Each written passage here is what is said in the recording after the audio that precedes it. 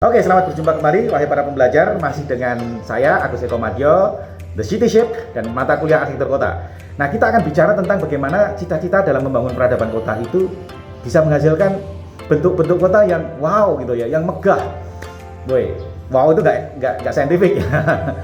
Bahasa saintifiknya wow untuk arsitektur kota adalah the grand manner.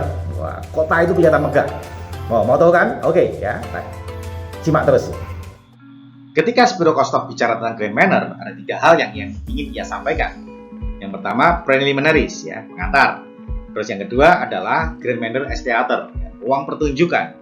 Dan yang ketiga adalah boulevard dan avenue, bagaimana konsep jalan-jalan itu dirancang dengan megah, supaya kelihatan ini wow gitu ya, grand manner.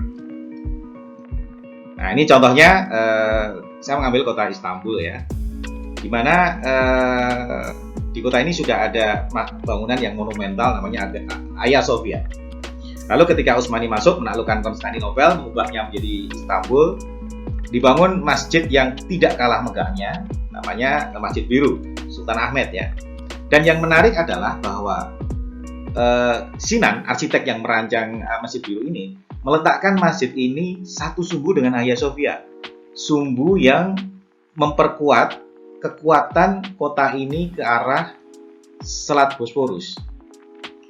Nah, kita lihat ya penampakannya. Nah, seperti ini. This is a grand manner gitu loh. Bahwa kota Istanbul itu bangunan yang monumental yang sudah ada tidak dibongkar.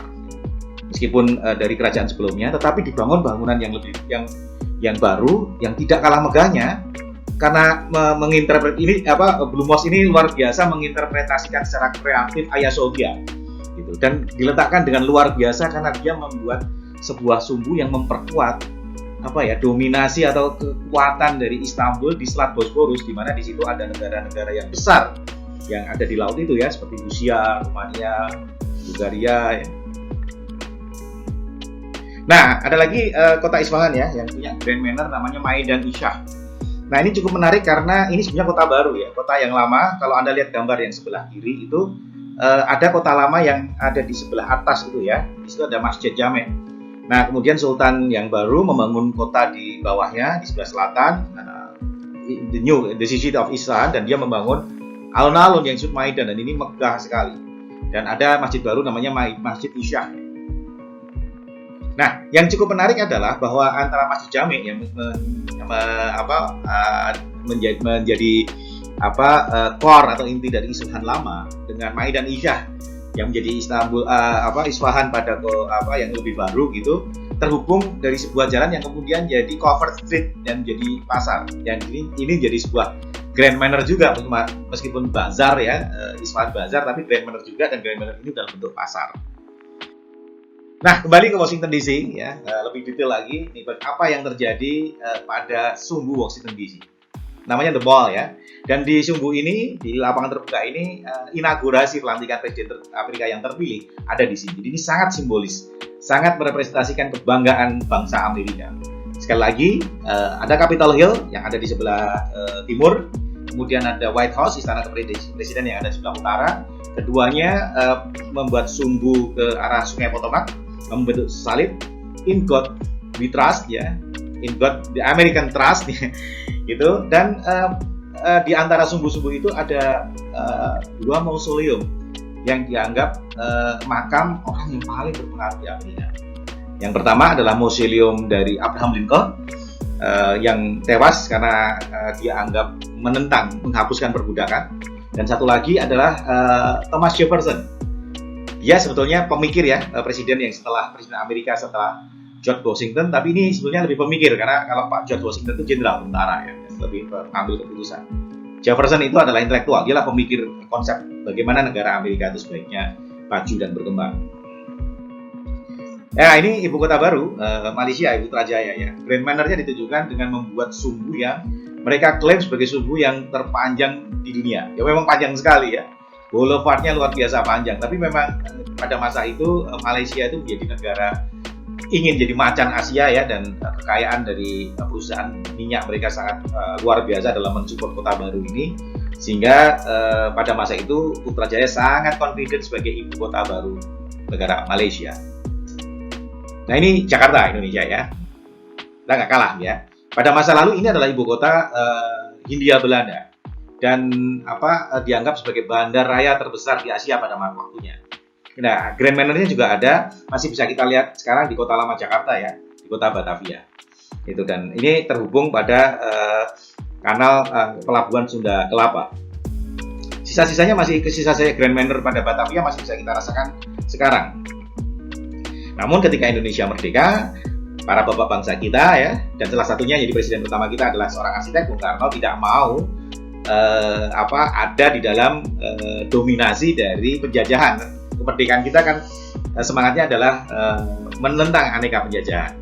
Maka meskipun megah, Batavia yang lama tidak digunakan sebagai pusat pemerintahan.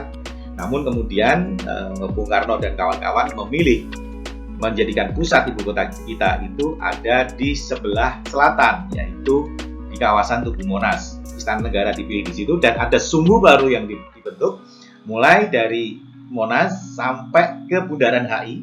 Di situ ada Tugu Selamat Datang, bahkan sampai ke selatan sampai ke Blok M ya, Kebayoran Baru. Nah, ada Grand Manor yang didesain di Jakarta pada masa kolonial dan Grand Manor yang didesain di Jakarta pada masa kemerdekaan. Luar biasa, bukan? Bandung, Grand Manor-nya ada di mana? Oke, Bandung itu dirancang sebagai eksperimen untuk tropical Europe ya. Jadi ide-ide mengenai kota yang bagus yang di-exercise di Eropa dan paling bagus itu adalah Paris gitu. Kemudian diuji cobain kalau diterapkan di daerah tropis seperti apa. Maka disebutlah Bandung ini Paris Panjava karena di Eropa sana kota yang bagus itu Paris loh. Kalau diterapkan di tropis hasilnya seperti apa? Nah, Bandung ini eksperimen seperti itu sehingga disebutnya Paris Panjava. Gitu. Nah, salah satu yang kuat adalah sumbu yang kuat ke arah Gunung Tangkuban Perahu. Nah, ini terlihat semua bangunan-bangunan monumental di Bandung itu mulai dari Gedung Sate, Gedung Pakuan, ITB bahkan ya.